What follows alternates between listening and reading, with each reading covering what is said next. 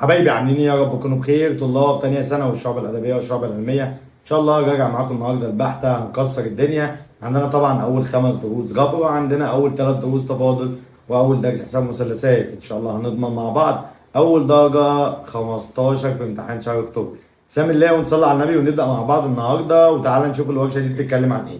زيد النبي كمان صلاة وبالراحة واحدة واحدة. تعالى معايا كده وبالراحة واحدة واحدة. بيقول لي أول حاجة عندي، بص معايا كده.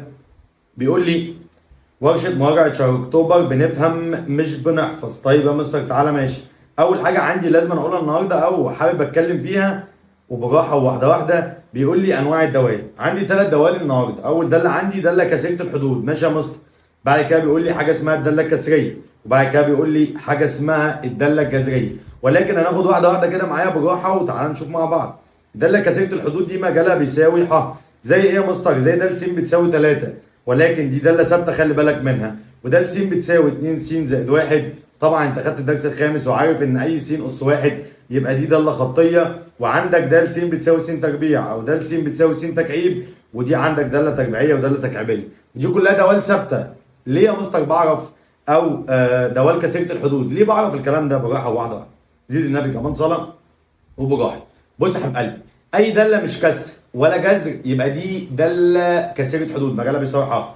طب الداله الكسريه بقى يا مستر؟ بقول ح فرق اصفار المقام. طيب زيد النبي كمان صلاه. فرق اصفار المقام يعني ايه؟ فرق اصفار المقام يعني باخد المقام مساوي بالصفر. المقام اللي هنا س تربيع ناقص 25، طبعا حللتها فتحت قوسين قد بعض. س وس 5 في 5 1 سالب 1 موجب. زدت ان النبي كمان صلاه عليه افضل الصلاه والسلام يا مستر. وبراحه واحده واحده معانا كده. يلا تعالى نكمل مع بعض. مجال الدوال الحقيقيه، ده مجال الدوال الحقيقيه عندي. الداله الجذريه عندي دليل الاس زوجي وعندي دليل الاس فردي. انا واحد فيهم يا مستر؟ حسب بقى. هنا مثلا جذر س ناقص 5، دليل الجذر اللي فوق ده عندي زوجي لان الجذر بيبدا عندي ب2 جذر تربيع. طيب بقول هنا ما تحت الجذر اكبر من او يساوي الصفر. زي مثال بسيط، س ناقص 5 اكبر من او يساوي الصفر، يبقى س اكبر من او يساوي ال5. وطبعا ما تنساش كنا بنعمل خط اعداد من سالب ما لا نهايه لحد ما لا نهايه، واحط ال5 في اي حته، العلامه باصه يمين، يبقى انا عايز الجزئيه دي يا مستر. مفيش اي مشكله يا عم عمرو. طيب لو الاس بتاعي فردي وجايه في البسط، ركز معايا، بقول مجالها بيساوي ح. طب لو في المقام بشيل يساوي. طب هنا لو في المقام بقول ح فرق اصفار المقام. عندي سؤال مهم جامد جدا وبيجي لي كتير في الامتحان. بيقول لي يا مستر براحه واحده واحده. بيقول لي يا عم انور تحديد العلاقه من س وص داله ام ليست داله. عندي علاقه جبريه وعندي علاقه بيانيه. طيب يا مستر براحه. العلاقه الجبريه بيقول لي لو ارتبط كل عنصر من عناصر س وعنصر واحد بس من عناصر ص، يبقى دي العلاقه الجبريه. طيب بيانيا اختبار خط راسي، بعمل اختبار خط راسي وبشوف بيقطع نقطه ولا نقطتين. بيقطع نقطه يبقى دل، نقطتين يبقى ليست دل. مفيش اي مشكله عندي الاختبار. هنا قطعت نقطه فعشان كده قلت عليها داله، هنا قطعت نقطتين اهمت فقلت عليها ليست دل. مفيش اي مشكله. تعال نكمل مع بعض يلا. بعد كده دخلنا على تحديد 3 حاجات مهمه جدا جدا جدا. ايه هو يا مستر؟ المجال والمدى والاضطراد. طيب يا مستر براحه. المجال ده بجيبه ازاي؟ من على محور س. طبعا بيقول لي من اليسار لليمين يعني من الشمال لليمين، مفيش اي مشكله. طيب تعالى نجيب المدى، بجيبه من على محور ص من تحت لفوق. يا مستر مفيش اي مشكله. الاضطراد بجيبه برده من على محور س، خلي بالك من الاضطراد دوت، ومن اليسار لليمين برضه. ماشي مفيش مشكله. تعالى نجيب مجال الداله كده بالراحه واحده واحده. بيقول لي المجال عندي هنا اهو، دي نقطه ودي نقطه، مفيش اي مشكله. بجيب المجال من على محور س اهو، يبقى من سالب 3 مثلا لحد ال4. بندي س مثال يعني. والمدى بجيبه من على محور ص من هنا، ايه بدا من الاثنين لحد ايه يا مستر؟ لحد ال11 مثلا او لحد ما لا نهايه حسب ما هي بتتحدد. طب والاضطراد بقى؟ بص معايا. الاضطراد هنا الداله بتقل ولا بتزيد؟ بتقل، يبقى تناقصيه. برضه بقول من سالب ما لا نهايه مثلا لحد الصفر او من سالب 3 حسب الرسمه بتاعتي برضه. وبعد كده بدات من عندي هنا الصفر، قلت تزايديه عشان ايه؟ بتزيد. يبقى لو بطالع لفوق يبقى تزايديه، لو نازل لتحت يبقى تناقصيه، لو ماشيه ثابته كده يبقى ثابت. وطبعا هنا بقى مش محتاجين نقول كل حاجه لوحدها، انا براجع كله مع بعض. طيب زيد النبي كمان صلاه وبراحه واحده واحده. عندي هنا داله جميله قوي. بيقول لي هات لي يا مستر هنا المجال. المجال بجيبه من على محور س، بجيب الرسمه وبنزل على س من اول -1 لحد ال5، يبقى من -1 لحد ال5. نقطه مقفوله؟ مقفوله يا مستر. هنا بدات وهنا انتهت. طيب المدى بجيبه من على محور ص، اول نقطه شد خط جت عند الصفر لحد ال3. ليه يا مستر؟ لان انا بجيب من تحت لايه؟ لفوق. وطبعا بجيب اول نقطه في الصاد واخر نقطه في الصاد. الاضطراد بقى مفيش اي مشكله. هنا يا مستر بالراحه من -1 لحد هنا كده، محدش يقول لي 3. انا بنزل اجيبها من على السين، يبقى من صفر. من -1 لحد الصفر يبقى الداله دي عندي تزايديه عشان بتزيد. لكن من الصفر هنا اهو لحد الخمسه تناقصيه عشان الداله دي بتقل. وخلي بالك فترات الاضطراد مفتوحه دائما. معلومه مهمه جدا عشان اجيلك في الاختيارات. طيب تعال نشوف اللي بعده بالراحه واحده واحده ونسمي الله كده. بيقول لي المجال والمدى والاضطراد. هنجيب المجال هنا مثلا، خلي بالك دي مش امثله لسه، احنا بنشرح لك القوانين. احنا هنقول لك كل القوانين بتاع الجبر والتفاضل وحساب المثلثات وبعد كده نبدا نحل. ماشي يا مستر. المجال بص معايا كده، اخر نقطه عندي ايه بس فيه هنا سهم. السهم ده معناه ايه يا شباب؟ بالراحه واحده واحده يا مستر. السهم ده كده لحد سالب ما لا نهايه، صح كده؟ وهنا برضه نفس الكلام، بس هنا رايح عندي لحد ما لا نهايه، وهنا السهم نازل عندي من سالب ما لا نهايه. يبقى المجال بتاعي من سالب ما لا نهايه لحد ما لا نهايه. استنى يا مستر، في نقطه هنا مفتوحه. طب تعالى شوفها مفتوحه منين؟ من على السين من الصفر. طب ومن فوق برضه مفتوحه منين؟ من الصفر. فهمتك. يبقى انت هنا قصدك تقول ان المجال بيساوي ايه يا شباب؟ بالراحه واحده واحده. المجال عندي يا مستر هنا بيساوي ح فرق الصفر. جدع. طب وهنا هنجيب ايه تاني؟ ما بنجيبش حاجه تانية، هنجيب المدى الناحيه التانيه. المدى من اقل قيمه لاعلى قيمه. اقل قيمه هنا تحت نازله عند السالب ما لا نهايه، واعلى قيمه عند الما لا نهايه. يبقى من سالب ما لا نهايه لحد ما لا نهايه بقول برضو ايه؟ ركز، ح. ولكن كل الحته دي كده، المنطقه دي كده ما جاش فيها اي سهم. شيلها من المدى. يبقى من -2 لحد 2 دي مش موجوده في المدى. يبقى اقول الفتره ح مفيش اي مشكله ناقص، يعني فرق من -2 لحد الاتنين. او هتجيب الجزء اللي فوق ده مجال لوحده والجزء اللي تحت ده مجال لوحده وتبدا تعمل الاتحاد، يعني الاتنين بيتحدوا مع بعض. الاضطراد يا مستر مفيش اي مشكله، بجيب الرسمه من على الشمال اهو. نازل ولا طالع؟ نازل يا مستر، يبقى تناقصيه. طبعا بتبدا هنا من سالب ما لا نهايه لحد الصفر، لان بجيبه من على محور س. وهنا من الصفر لحد ما لا نهايه، لان طبعا اول ما اشوف سهم او منحنى يبقى ما لا نهايه وسالب ما لا نهايه، لانهم ما بيقفوش عندي. مفيش اي مشكله يا مستر. طيب مديني هنا رسمه كمان، بيقول لي برضه عايز المجال. المجال هنا بص اهو، سهم وسهم، يبقى من سالب ما لا نهايه لحد ما لا نهايه يعني ح. ولكن عندي هنا في نقطه مفتوحه عند السالب 1، اطلع فوق، مفتوحه عند الصفر. مفيش اي مشكله يا مستر. طيب المدى، اجيب المدى ازاي؟ بالراحه. المدى هنا انا بجيبه من على محور ص. زدت من النبي كمان صلاه. ماشي يا مستر، عليا افضل صلاه والسلام. تعالى يا مستر هنا امسك الرسمه وروح على ص. امسك الرسمه وروح على ص. ايه ده ما وقعتش الا في نقطه تحت ونقطه فوق. النقطه اللي تحت -1 والنقطه اللي فوق 1، يبقى مجموعه حل -1 وايه؟ و1. ليه يا عم انور؟ لان انا هنا ما روحتش على صدري في نقطه واحده بس. طيب تعال نشوف دي كده. المجال بتاعي بيبدا من الصفر لحد ما لا نهايه عشان عندي سهم برضه. ماشي. المدى من الصفر برضه لحد اقصى نقطه فوق هنا كام؟ الاربعه اهو. ماشي. الاضطراد هنا زادت وهنا ثبتت، يعني تزايديه من صفر لحد الاثنين، وبعد كده من 2 لحد ما لا نهايه ثابته. خلي بالك الكلام ده قلناه بالتفصيل وهنحل عليه النهارده. بعد كده بيقول لي اذا كانت س وسالب س ينتمي مجال الداله. بالراحه، امتى اقول على الداله زوجيه وامتى اقول على الداله فرديه؟ طبعا الفكره النهارده اللي انا اجمع لك كل القوانين مع بعض، اللي انت تبدا بقى تحل مش على كل درس بقى، تبدا تحل على كل الدروس بتاعتك. ماشي كده؟ طيب ركز معايا بقى. بيقول لي هنا لو داله سالب س بتساوي داله الس يبقى الداله زوجيه. طب لو داله سالب س بتساوي سالب داله الس يبقى الداله عندي ايه؟ فرديه. ماشي.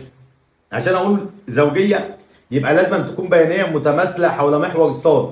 المحور الصاد اهو قاسمها 2، مفيش اي مشكله يا مستر. وعندي نقطه ا وب اللي هي سالب ا وايه؟ وب، مفيش مشكله. هنا كده زوجيه، هنا كده زوجيه، هنا كده زوجيه. عشان الجزء ده زي الجزء ده، الجزء ده زي الجزء ده، الجزء ده زي الجزء ده، وايه اللي قاسمهم 2؟ محور صاد. يبقى هنا متماثله حول محور صاد، يبقى بيانيا بتبقى ايه بقى؟ ركز في الحته اللي جايه دي، بتبقى زوجيه. وعندي معلومه كمان، صاد شرط، من صاد لصاد صاد ايه؟ شرط. معادلتها هنا س بتساوي صفر. عشان هيجي يقول لك امتى الداله زوجيه، في كذا حاجه عندي في الداله الزوجيه، ركز فيها بالله عليك وبراحه واحده واحده. الداله الزوجيه يا مستر انور بعملها ازاي؟ وبراحه واحده واحده. طيب اول حاجه بقول متماثله حول محور صاد. طيب ممكن اقول اختياري بسيط قوي، من صاد لصاد بتصب الموجب لصب السالب، مفيش اي مشكله. والمعادله هنا س بتساوي صفر طبعا لان هي ما بتجيش ناحيه الس. ولكن هنا لو فرديه بتكون متماثله حول نقطه الاصل. يعني ايه يا عم انور متماثله حول نقطه الاصل؟ يعني ربع الاول والثالث، الاول والثالث او الثاني والايه والرابع. ماشي. الرسمه هنا زي هنا، الرسمه هنا زي هنا، الرسمه في الثاني زي الرابع، في الاول زي الثالث. هنا كده يا عم انور الانعكاس بتاعي سالب الف وسالب ب، لازم او الف وب بينعكسوا عندي بيبقى سالب الف وسالب ب، مفيش اي مشكله. ماشي يا مستر، متاكد؟ متاكد. الداله د ليست زوجيه وليست فرديه. امتى بقول عليها ليست زوجيه وليست فرديه؟ بالراحه. لو داله س بتساوي لا تساوي داله سالب س. طيب في عندي فترات كتير بتجي لي واحده مفتوحه وواحده مقفوله. هنا مقفوله ومفتوحه يبقى ليست زوجيه على طول. يا مستر ما انت لسه قايل لي انها تبقى الف وب بتنعكس بتبقى سالب الف وب، يعني واحده سالب واحده موجب. ايوه واحده سالب واحده موجب صح، ولكن عندي هنا فتره مفتوحه وفتره مقفوله يبقى غلط. ماشي. والناحيه الثانيه طبعا لو الداله د س سالب د س ما بتطلعش بسالب داله س. بيقول لي اذا كان منحنى الداله يموج بالنقطه ا وب، امتى بنقول عليها زوجيه وامتى بنقول عليها فرديه؟ لو سالب ا هو ب يعني النقطه بتاعتي تكون مثلا سالب 2 و2. ماشي. ولو سالب ب وسالب ا يعني سالب ا وسالب ايه؟ ب، مفيش اي مشكله. هنا واحده سالب وهنا واحده موجب وهنا الاثنين ايه؟ سالب، يعني عكس بعض. مفيش مشكله. طيب امتى اقول برضو عن الداله زوجيه؟ السؤال ده مهم جدا، بيجي في الامتحان. مهم جدا، بيجي في الامتحان. بيقول لي يا مستر الداله زوجيه، ماشي؟ يبقى داله الالف زائد داله سالب الالف بتساوي ايه؟ هي داله سالب س، داله الالف تنزل زي ما هي. داله سالب الالف بتدينا داله الالف لو زوجيه. يبقى داله الف وداله الف 2 من داله الف.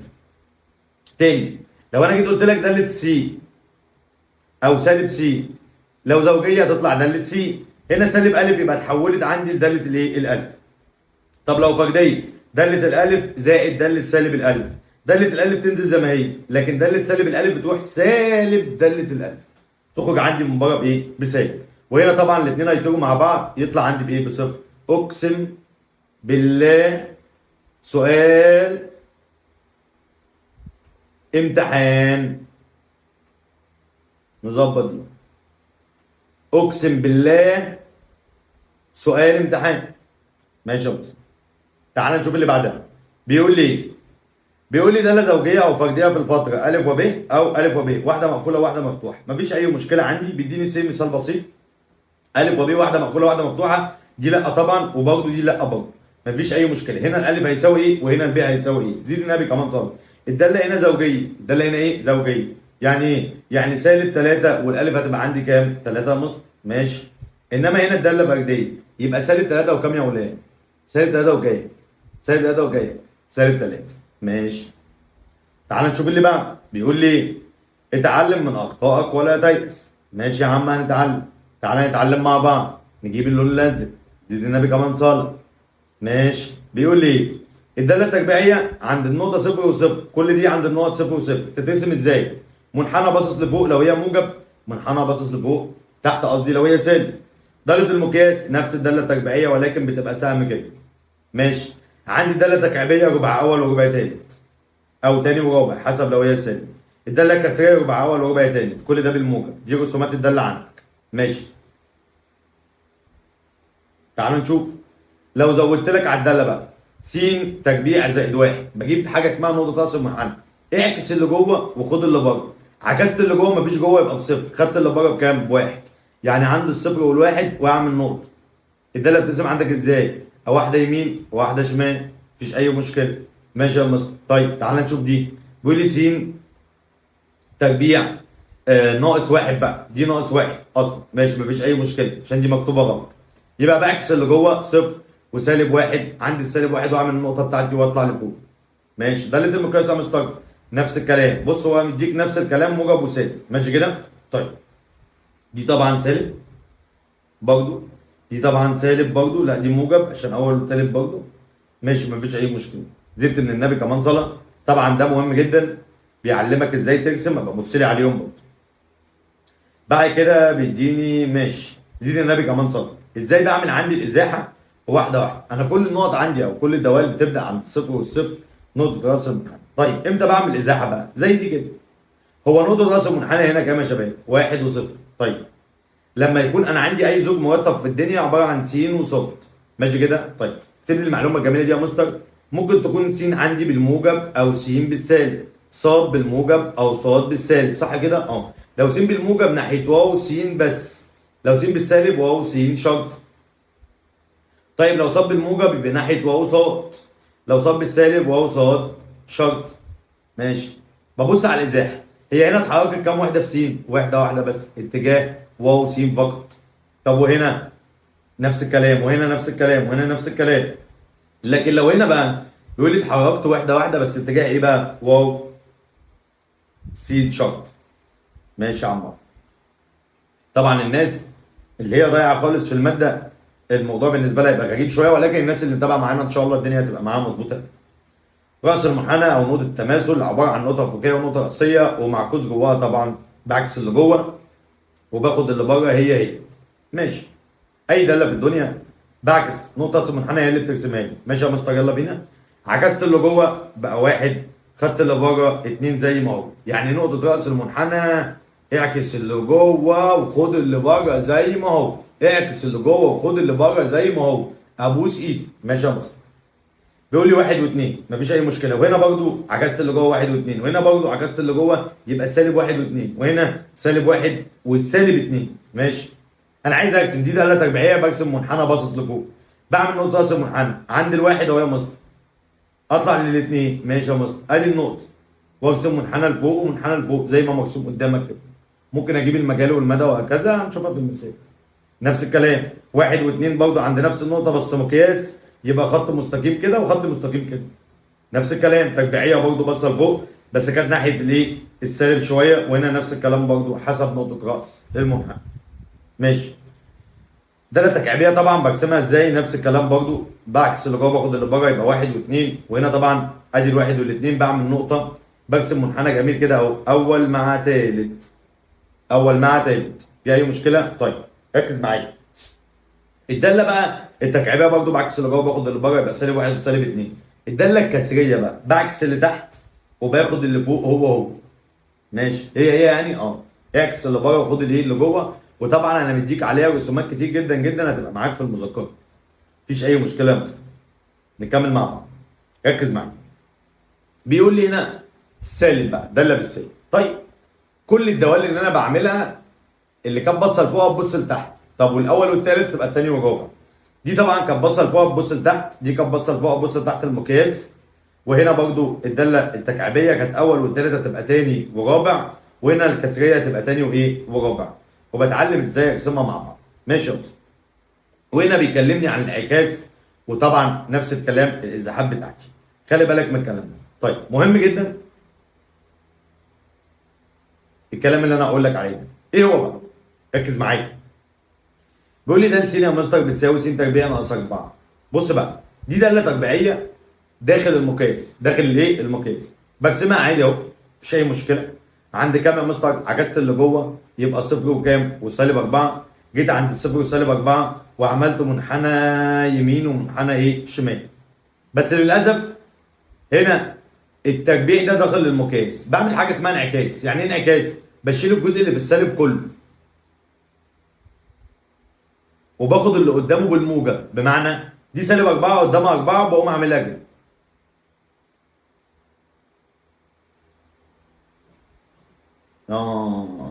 دي يعني قصدك بحلها كده هي عادي، ولكن بعد ما بحلها عادي بعمل حاجه اسمها انعكاس كده اهو. ماشي يا باشا. ليه؟ لان هي داخل المقياس يبقى عايز المنطقه الموجب بس. خلي منها عشان مهمه جدا. طيب هنا لو سالب انا كده كده يا مستر بعملها عادي اهي، مفيش اي مشكله، ده اللي تربيعيه عادي. ولكن انا باخد المنطقه بالسالب، يبقى هسيب اللي فوق ده واخد المنطقه اللي قصاده تحت بالايه؟ بالسالب. يلا بينا يا حبايبي نخش على اخر حاجه عندي، خواص المقياس، ودي مش هنحتاجها في امتحان شهر اكتوبر، ان شاء الله هنحتاجها في امتحان شهر نوفمبر. نبدا بنسمي الله ونصلي على النبي ونبدا مع بعض النهارده باول سؤال معانا، وهنخش على جزء الاسئله بقى. طبعا انتوا عارفين المنهج عندنا حلو وكويس يعني. طيب زيد النبي كمان صلاه. بيقول لي اذا كانت د س بيساوي جذر 5 ناقص س فان مجال الداله د بيساوي ايه؟ طيب دي داله جذريه. ماشي يا مستر. وعندي الداله دي الدليل بتاعها زوجي.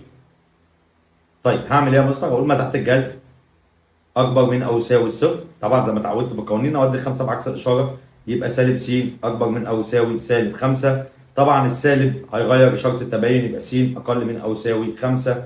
يبقى لو عايز اعملها برسمه احط الخمسه في اي حته من سالب ما لا نهايه لحد ما لا نهايه. بصه شمال بقرا من الشمال لليمين، يبقى من سالب ما لا نهايه لحد الخمسه، والخمسه عندي هتكون مقفول.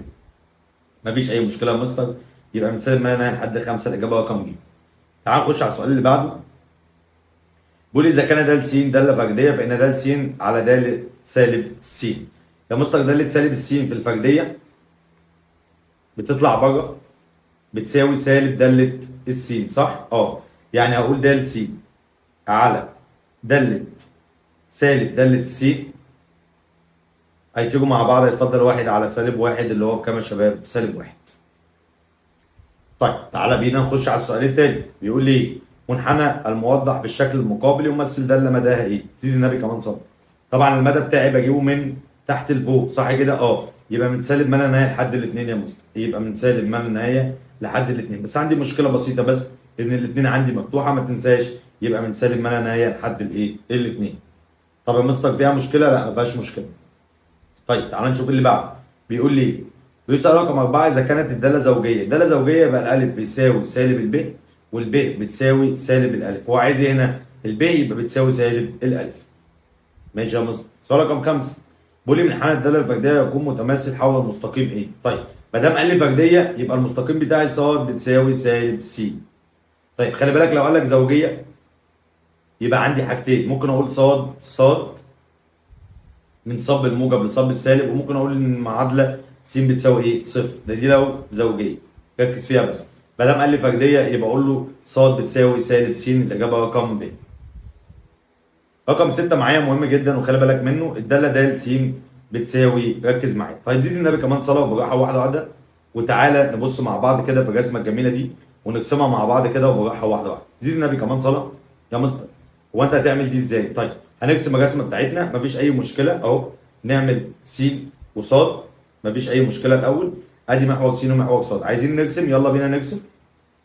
هرسم الداله الاولانيه داله ثابته الاثنين، بس خلي بالك ان س اقل من الصفر، يعني في الجنب الشمال بس عند الاثنين كده س اقل من الصفر. طيب والسالب 2 س اكبر من الصفر، يعني عند السالب 2 كده س اكبر من الصفر، يبقى متماثله حول نقطه الاصل صفر وصفر، لان الداله دي داله ايه؟ فرديه. خلي بالك منها يا فندم. تعال نشوف السؤال اللي بعده. هنا السؤال ده مقالي مفيش اي مشكله. بيقول لي اذا كانت د تنتمي من سالب 2 لحد 6 مفيش اي مشكله. طيب وعندي حيث د بتساوي كذا وكذا. انا هنقسم الداله اللي فوق ونقسم الداله اللي تحت، بس هنعوض الاول. هنعمل ادي الداله اللي فوق مفيش اي مشكله، وادي تعويض للداله اللي تحت. ركز معايا يا باشا. عندي الداله اللي فوق عباره عن س وصاد، وهنا برضه س وصاد. هنا بيقول لي من سالب 2 لحد الايه؟ الواحد، يبقى ممكن سالب 2 وصفر وواحد. وهنا بيقول لي من 1 لحد 6، من 1 ل 6 وحط اي رقم في النص، مثلا نقول الثلاثه. طيب زيد النبي كمان صفر. بعوض هنا اشيل سالب السين واحط مكانها سالب 2 يبقى 4 و2 6. وهنا شيل س واحط صفر يدينا 4، وهنا برضه اشيل السين واحط صفر يدينا 4 ناقص واحد، قصدي 4 ناقص 1 يدينا 3. طب وهنا يا مستر طبعا هي داله س يبقى هتنزل زي ما هي. نقسم الاولانيه عند السالب 2 الصاد ب 6 ماشي، وعند الصفر الصاد ب 4 ماشي، ادي الس بصفر الصاد ب 4، وعند الواحد الصاد ب 3 هنا وصلهم ببعض. حاضر يا مستر ماشي. تعال نشوف التاني. عند الواحد الصاد بواحد، عند التلاتة بتلاتة، عند الستة بستة. وصل يلا يا باشا. ماشي يا مستر، اديني وصلت اهو مفيش اي مشكله. هو عايز ايه؟ عايز المدى والاضطراب. المدى اولا بجيبه من على محور صاد. تعال نغير اللون كده ونجيبه مع بعض. طيب يلا بينا يلا بينا يا مستر.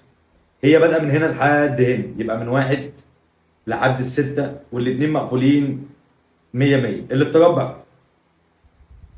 طيب عندي جزئين في الاضطراد يا مستر، ايه هما يا حبيبي؟ بص معايا كده. هنا الداله بتقل صح؟ من كام لكام يا باشا؟ من -2 لحد الواحد، يبقى من -2 لحد الواحد، وطبعا فترات الاضطراد مفتوحه تناقصيه. بعدين تبدا بالواحد لحد كام يا مستر؟ لحد ال6 اهو. بجيبها طبعا من المحور سي، برضه اقول عليها تزايديه، مفيش اي مشكله. صعبه يا ولادي؟ طيب احنا مقسمين لك كل حاجه لوحدها اهو. تعالى نشوف اللي بعد. ارسم الشكل البياني للداله. ماشي، دي داله كسريه بسط مقام.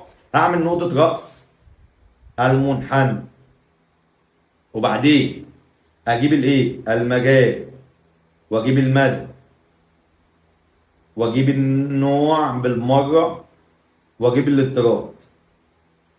طب زيد النبي كمان صلاه. الداله الكسريه كنت بعكس فيها في الاضطراد قبل اي كلام، بس المجال عندي بقول فرق السينات، والمدى بقول فرق الصادات. صح كده؟ ماشي. نقطة رأس المنحنى اعكس اللي جوه خد اللي بره، أو اعكس اللي تحت وخد اللي فوق، يبقى -1 و2. عندي -1 أهو، الاتنين أهي. دي النقطة بتاعتي صح؟ ممكن أعمل منحنى جديد يا مستر عليها كده، متلخبطش بس. أهو منحنى جديد، وعندي الاتنين أهو. أعمل منحنى جديد لو أنت ما بتعرفش ترسم. طيب وبعدين أعمل كسرية، أدي أول وتالت. ماشي يا مستر. يعني على قد ما بقدر بقى. ماشي يا مستر. المجال اقول فرق السينات اللي هي بكام؟ ب1. المدى فرق الصادات اللي هي بكام؟ ب2. مفيش اي مشكله. النوع طبعا عندي يا مستر بعمل اختبار، يبقى ايه؟ احاديه. طب وبتوع الادبي ليست فرديه، دول بتوع الادبي. علمي احاديه. طيب الداله الكسريه بطبيعتها لو هي موجبه، ركز معايا عشان مهمه جدا، وموجب يبقى تناقصيه، لو سالب يبقى تزايديه. ليه بقى؟ تعالى نعملها برضو. هنا هي بتقل، وهنا برضو بتقل، يبقى تناقصيه على مجالها. مش شرط تحدد فتره، لان انت عارف المجال بتاعها من حال لحد -1. والله العظيم اقسم بالله مهمه جدا جدا جدا. طيب يا مصطفى، بيقول لي ايه الجزئيه الثانيه؟ بيقول لي مجال الداله د س. طيب دي داله، دي عمليه اسمها، يبقى المجال بتاعها بقول بيساوي المجال المشترك فرق اصفار المقام. صح كده؟ اجيب مجال البسط، ودي طبعا داله ثابته، يبقى مجالها بيساوي مجال الداله الثانيه الداله الجذريه، ما تحت الجذر اكبر من او يساوي الصفر، طبعا انت عارف. ماشي، خدها لي يلا. يعني س ناقص 1 اكبر من او يساوي الصفر، وديت له بعكس الاشاره، يبقى س اكبر من او يساوي الواحد، يبقى من الواحد لحد ما لا نهايه، مفيش اي مشكله. ماشي، امشي بقى يا رخمه بقى. ماشي، يبقى مجال الثالثه اللي هو فرق اصفار المقام، هيساوي المقام بالصفر، يبقى جذر س ناقص 1 ناقص 3 بيساوي صفر، وديت الثلاثه بعكس الاشاره، يبقى جذر س ناقص 1 بيساوي 3. اربع بقى يا مستر. ماشي يا باشا، اربع ده واربع ده، يبقى س ناقص 1 بتساوي 3 تربيع ب9، اودي واحد بعكس الاشاره، يبقى س بتساوي، يبقى موجب 1 10.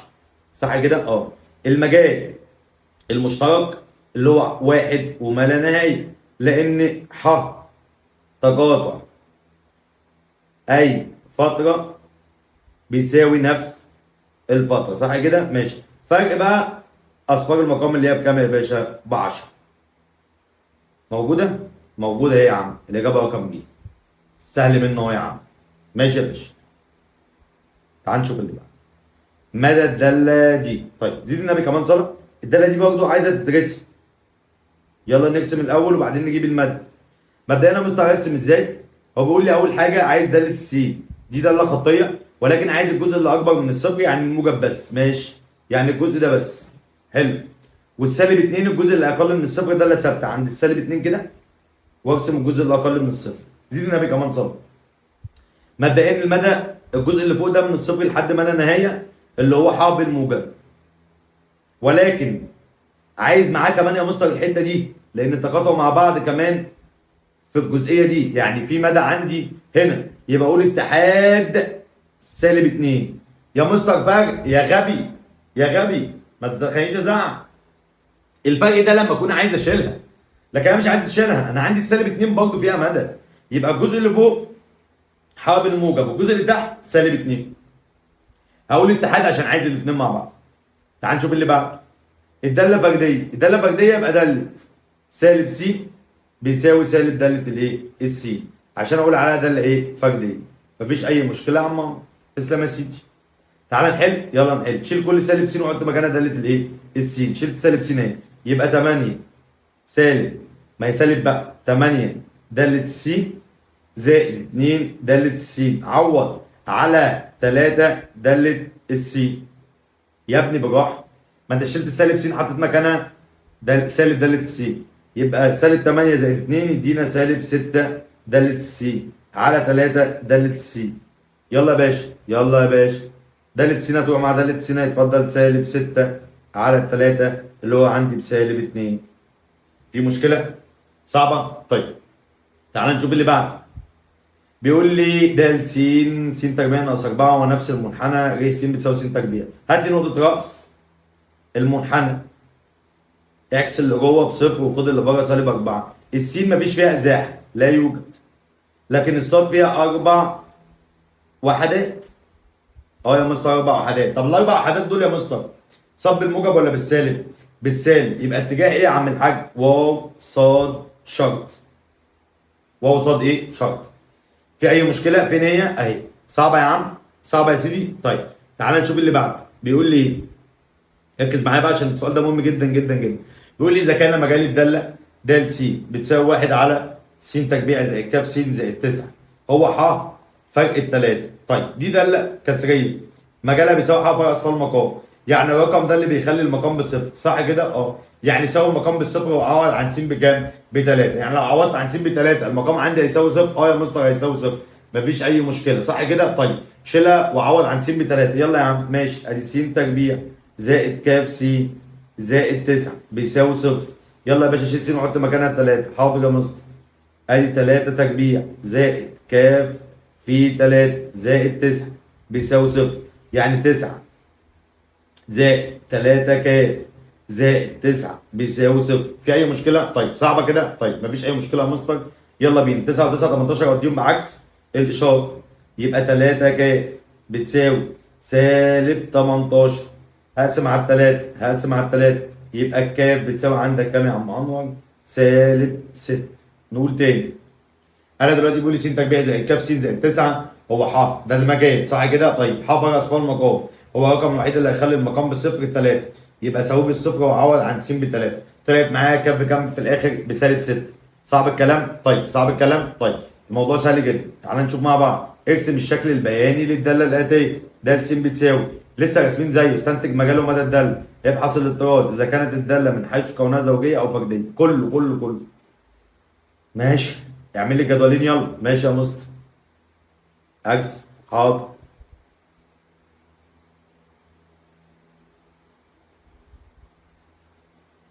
يلا بينا، يلا بينا. ادي س وادي ص، ادي س وادي ص. ماشي. الاولانيه من سالب 1 لحد ال2، ادي سالب 1 وصفر و2، مفيش اي مشكله. طيب ايه الثانيه من كام يا مستر؟ ركز معايا. ادي 2 5 ونحط هنا مثلا 3، الاثنين دول مقفولين خلي بالك، ودي مفتوحه. ماشي يا مستر. شيل س وحط سالب 1. لما اشيل س واحط مكانها سالب 1 يبقى عندي موجب، يبقى 3. ليه؟ لان 3 زائد 1. اشيل س واحط صفر يبقى 2. اشيل س واحط 2، 2 ناقص 2 صفر. ماشي، تعال نرسم دي يلا. عند السالب الواحد ركز معايا عشان الداله دي مهمه جدا. عند السالب الواحد تدينا 3 اهو مقفول. ماشي. عند الصفر يدينا 2 في الصاد. ماشي. عند الاثنين يدينا صفر هنا اهي، بس دي مفتوحه. ماشي، وصل بقى. وصلت يا مصر. تعال نشوف اللي بعد. 2 شيل س وحط 2، 2 ناقص 2 صفر. عندك شيل س وحط 3، 3 ناقص 2 1. شيل س وحط 5. 5 ناقص 2 3. 5 ناقص 2 3. يبقى 2 وصفر ومقفول ادي عند الاثنين والصفر مقفول. ماشي. يعني مره مقفوله ومره مفتوحه. ماشي يا مصطفى. اهي عند الاثنين الصب صفر. ماشي. والتانية عند التلاتة بواحد. ماشي. والتالتة عند الكام يا مستر؟ عند الخمسة. ماشي. س بتلاتة هنا اهي. ماشي. وصل يا عم. ماشي يا سيدي. خلي بالك هنا مرة الاتنين مفتوحة ومرة مقفولة فقفلتها. مفيش أي مشكلة. عايز يبقى استنتج مجال ومدى الدل. المجال ماشي يا مستر. النقطة دي مقفول. المجال من سالب واحد أهو. تعال نجيب مع بعض. المجال عندي من سالب واحد لحد الخمس. يبقى المجال من سالب واحد لحد الخمسة والاتنين مقفولين. المدى بالصاد اهو من الصفر لحد التلاتة. يبقى من الصفر لحد التلاتة والاتنين مقفولين. مفيش أي مشكلة. صعبة؟ طيب. لا. تلاتة ايه بقى؟ ما أنا عندي ماشي من اتنين لحد التلاتة. لأن عندي دي خمسة. ماشي. سالب واحد وخمسة. النوع عندي الدالة دي ايه؟ متماثلة ولا حاجة؟ لا. يبقى ليست زوجية وليست فردية لأنها مش متماثلة على نقطة الأصل. الاضطراد هنا الجزء ده تناقصي والجزء ده تزايدي. يبقى تناقصي من كام لكام يا مصر؟ من سالب واحد لحد الاتنين. الفترات مفتوحة. أعتذر. وهنا برضو تزايدي من الاتنين لحد الخمسة. في أي مشكلة يا حبايبي؟ صعب الموضوع. خلي بالك بقى عشان الموضوع هنا سهل جدا ولكن عايز شوية تركيز بس كده وبراحة واحدة واحدة. في أي مشكلة؟ طيب الموضوع صعب؟ طيب ركز معايا بقى. تعال نشوف اللي بعده. بيقول لي مجال الدالة. هنخلص الجبر كله مع بعض. الدالة الآتية. ماشي يا مستر. ولا أي حاجة. دي دالة جذرية في المقام صح؟ يبقى بقول إيه؟ دي الأس بتاعها فردي. يبقى أقول ح فرق أصفار المقام. ماشي يا مستر. شيل المقام يلا. يبقى ح فرق. يبقى س ناقص 8 بيساوي صفر. واديت دي بعكس الإشارة يبقى س بتساوي. ماشي. إيه ده يا عم؟ يبقى س بتساوي كام؟ التمانية. مفيش أي مشكلة. يبقى ح فرق التمانية. أقسم بالله سؤال مهم جدا جدا جدا جدا. لأنها في المقام. تعال نشوف غيره. المنحنى الموضح بالشكل المقابل يمثل دالة مداها إيه؟ الله. تاني. المدى بجيبه من على محور صاد من أول السالب واحد لحد ما لا نهاية. يبقى من سالب واحد لحد ما لا نهاية. السالب واحد مفتوحة ولا مقفولة؟ الموضوع مش صعب. السالب واحد عندك مفتوحة إيه؟ في أي مشكلة؟ صعبة؟ يبقى السالب واحد عندك مفتوحة والما لا نهاية برضه مفتوحة. استنى بقى. شايف السؤال ده فيه نقطة مهمة. طيب أنا عندي هنا عند السالب واحد هي مفتوحة صح كده؟ طيب ممكن أقول أي حاجة تانية؟ لا هي مفتوحة. ما ينفعش أقول عليها مقفول. رقم 9. إذا كانت الدالة فردية. فردية يعني دالة سالب س بتساوي دالة س. عوض يا عم عمرو. حاضر. يبقى 5 دالة س زائد. لا دي سالب بقى لان داله سالب س عشان احط مكانها 2 داله س على 2 داله س. يبقى فوق في البسط يا مستر ركز معايا. 5 ناقص 2 يبقى 3 داله س على 2 داله س. داله س هتروح مع داله س يبقى 3 على الاثنين. مفيش اي مشكله يا مستر اللي هي 1.5 على ما اظن يعني. ماشي كده 1.5. مفيش اي مشكله يا مستر. طيب مدى الدالة التالية. جميل. أنا عايز مدى الدالة دي. ماشي براحة مصر. الدالة دي ممكن أعمل فيها إيه؟ ركز معايا. اللي فوق والبسط والمقام دي دالة كسرية. أنا عايزك بقى تقدر تطلع لي الدالة دي. دي دالة كسرية صح؟ مجالها بيساوي إيه؟ كسرية. ح فرق أصفار المقام ولكن في فوق دالة برضه ولكن دي دالة كسرية. ح فرق أصفار المقام ح فرق الواحد. ده المجال صح؟ هو ما سالنيش عن مجال يا حبيبي. هو عايز المدى. عايز ليه المدى؟ اعمل ايه يا مستر؟ براحه بقى واحده واحده. بص معايا يا حبيبي. الداله اللي فوق الاولانيه احللها دي س وس. واحد سالب واحد موجب على س ناقص واحد. ده يتجمع ده يتفضل عندي ايه يا شباب؟ ركز معايا. ابوس ايدك. ركز معايا لان سؤال مهم جدا. اتفضل معايا س زائد واحد. دي دالة صح؟ اه. طب اعملها ازاي يا مستر؟ دالة خطية يعني. حولت اهي س زائد واحد دالة خطية. بعمل نقطتين راس المنحنى. ركز معايا في راس المنحنى كده وبراحة واحدة واحدة، بس خلي بالك عشان المد. النقطة الأولانية هنا ألف عندي بواحد، وهنا ب عندي برضه بواحد. النقطة الأولانية صفر وب، اللي هي كام؟ اللي بتقطع صاد، اللي هي صفر وواحد. النقطة التانية سالب ب على ألف وألف وصفر قصدي، يبقى اللي بتقطع س، يبقى دي صفر، وهنا سالب ب يعني سالب واحد على واحد يدينا سالب واحد. يبقى من صفر، السؤال ده مهم جدا، صفر وواحد، صفر وواحد ماشي يا مصر، ادي صفر وواحد هنا اهو، والتانية سالب واحد وصفر هنا اهي. اعمل ايه يا باشا؟ ايه ده يا مصر؟ اهي حولت بدالة خطية، مداها بيساوي ايه؟ ح. مداها بيساوي ح. قسما بالله سؤال مهم جدا جدا جدا جدا جدا جدا جدا. خلي بالك منه. يلا بينا يا حبايبي نخش على السؤال ده. السؤال ده مهم جدا جدا جدا، عايزك تخلي بالك منه. بيقول لي مجال الداله د س. طيب يا مستر براحتك، الداله دي اصلا داله كسريه ماشي، بس هو عايز مداها. طيب تعالى الاول نفكها كده بالراحه. ماشي، نفتح قوسين قد بعض، ادي س وادي س. واحد في واحد، واحد سالب واحد موجب، على س ناقص واحد. ده تجمع ده يتفضل معايا ايه يا مستر براحه واحده واحده. هيتفضل معايا س زائد واحد، مفيش اي مشكله. طيب تعالى نقسمها، يلا نقسمها، مفيش اي مشكله. عايزين نجيب نقطه راس المنحنى. انا هنا في الضله الخطيه دي طلعت بتساوي ضله خطيه. كنت بقول نقطه ص اللي هي صفر وب، ونقطه س اللي هي سالب ب على الف وصفر. تعالى نجيب دي، يلا دي كده هتساوي ايه معايا براحه واحده واحده، ودي هتساوي ايه معايا براحه واحده واحده. زيد النبي كمان صلاه وبراحه واحده واحده. وتعالى نبص مع بعض كده. النقطه الاولانيه انا عايز اطلع الف يا مستر. الف هنا بكام؟ بواحد، وب بواحد، يبقى صفر وواحد. وهنا هيبقى سالب ب، يبقى سالب واحد على واحد اللي هي بسالب واحد وايه وصفر. النقطه الاولانيه صفر وواحد، تعالى نقسمها مع بعض. ادي صفر يا مستر وواحد هنا ايه. والنقطه الثانيه عند الواحد بيقول لي ايه يا عم انور؟ بيقول لي سالب واحد وصفر، ادي هنا ايه. وصل الاثنين ببعض يا عم انور، مفيش اي مشكله.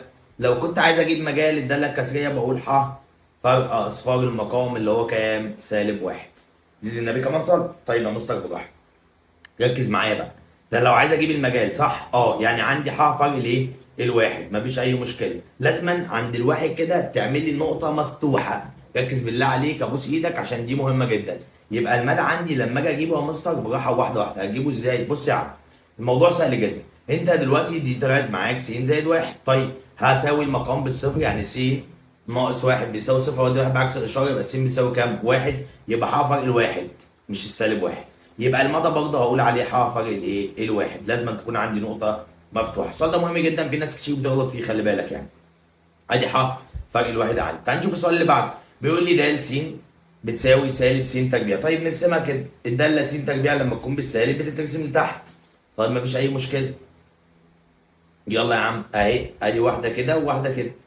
الجزء ده كده ركز معايا فيه بالله عليك. هو عايز ايه يا مستر؟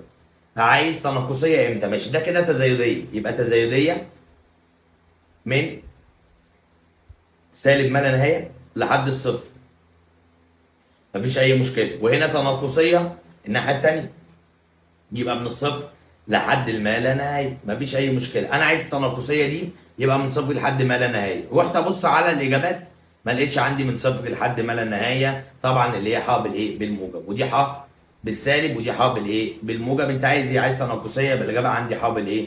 بالموجب. والله العظيم سؤال مهم جدا جدا جدا. طيب تعال نشوف اللي بعد.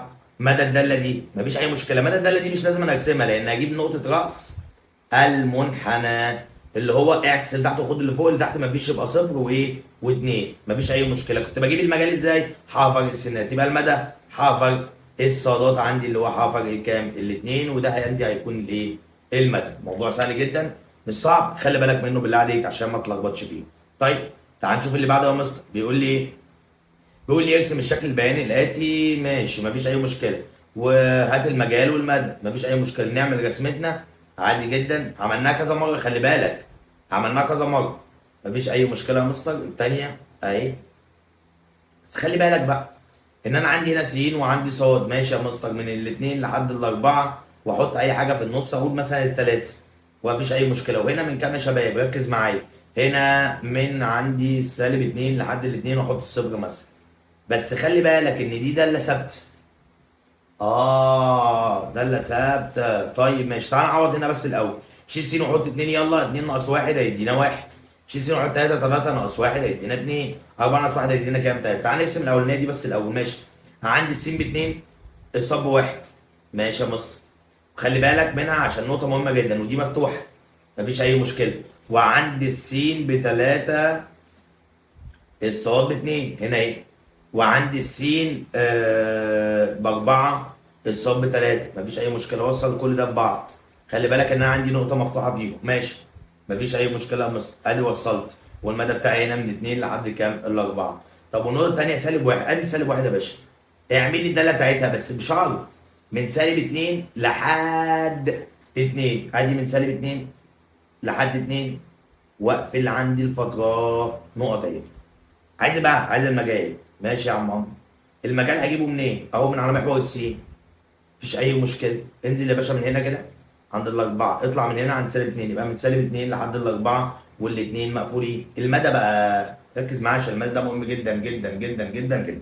زيد النبي كمان صلاه وبراحه واحده واحده عليه افضل الصلاه والسلام. بص يا سيدي، المدى لما اجي اجيبه في رسمه زي كده عايز اقوله بالراحه كده وواحده واحده. انا بجيب من تحت لفوق صح كده؟ اجيب المدى ازاي بقى يا مستر؟ بص معايا يا حبيب قلبي. انا بجيب من هنا من 1 لحد الثلاثه، والاتحاد عندي السالب 1، يبقى من 1 لحد الثلاثه. تصدق يا مستر بس الواحد هنا مقفول ولا مفتوح؟ زيد النبي كمان صلى، هي قدامها مفتوحه يبقى الواحد مفتوح لحد الثلاثه. اتحاد انا عايز السالب 1 معايا كمان. وصلت؟ عرفت اجيب المدى ازاي؟ صعبه؟ طيب مفيش اي مشكله فيها يا مستر. تعال نشوف اللي بعده. بيقول لي اذا كانت دال وغ دالتان حقيقتان حيث د س بتساوي س تربيع ناقص 4 وغ س بتساوي جذر س ناقص 1. ماشي يا مستر. اوجد مجال الدال على غ. ماشي، ادي الدال على غ بتساوي فين داله الدال يا مستر؟ س تربيع ناقص 4. داله الغ جذر س ناقص 1. مفيش اي مشكله، عسل قوي دي. ماشي، هجيب مجال الداله الاولانيه ومجال الداله الثانيه وبعد كده اقول المجال المشترك في اصفار المقام. مجال الداله اللي فوق م 1 بتساوي ح. مجال الثانيه ثانيه م 2 اقول ما تحت الجذر اكبر من او يساوي الصفر. مفيش اي مشكله يا مستر. وادي بعكس الاشاره يبقى س اكبر من او يساوي الكام؟ الواحد. جميل يا مستر. مفيش اي مشكله. طيب يعني هنا من 1 لحد ما لا نهايه.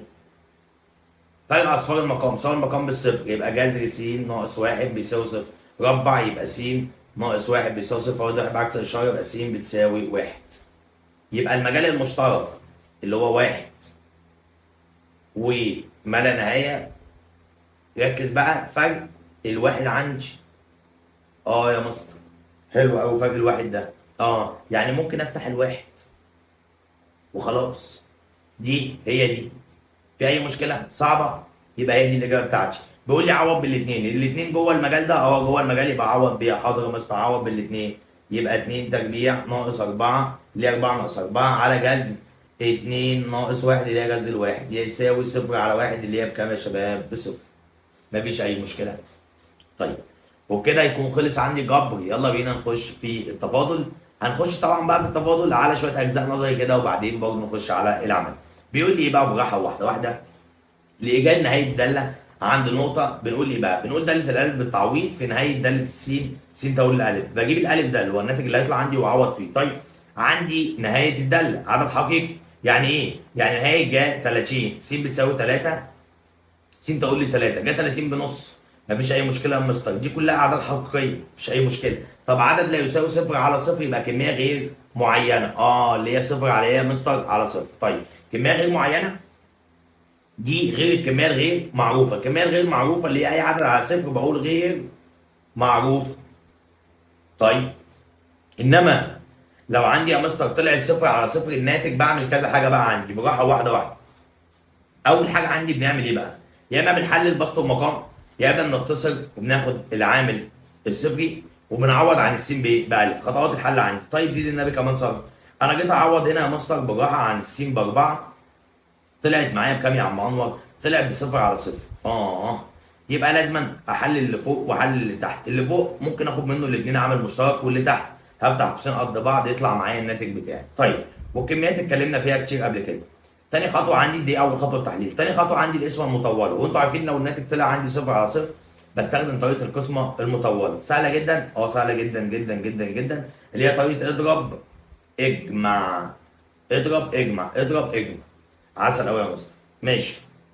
بعد كده اخر حاجه اسمها الضرب في المرافق. الضرب في الايه؟ في المرافق. اذا احتوى الكسر على جذر تربيعي بيساوي 0 على 0 ممكن اجيب نظريه 4 على القانون. يبقى انا عندي 4 حاجات دلوقتي بتكلم فيهم. اول حاجه التحليل، تاني حاجه القسمه المطوله، تالت حاجه الضرب في المرافق، رابع حاجه نظريه 4 القانون. وهو ده اللي مقرر علينا وهنحل عليها. وطبعا مديك هنا النظريات بالنتائج بتاعتها. طبعا الناس اللي شغاله معانا مش محتاج نقول لها على الكلام دوت، ولكن ده كله هنعوزه في الحل. اقرا القوانين براحه وظبط دنيتك. هنا الضرب في المرافق لما اقابل جذر يبقى اقول له ضرب في المرافق، مفيش اي مشكله يا مستر. طيب لو مفيش جذر عندي هعمل طريقه ثانيه، عندي. طيب تعالى نشوف النظريه 4 قانون. هقول نون، هنزل الاس واضرب في الاساس اللي هو الالف، اس الاس ناقص 1 يعني نون ناقص 1. وهنا عندي وارد يكون فوق اس وتحت اس، هقول نون على م بتساوي نون على م في الاساس اس نون ناقص م. وهنا عندي لما س تقول لي صفر وس عندي تحت باخد اللي جوه القوس عندي. ماشي؟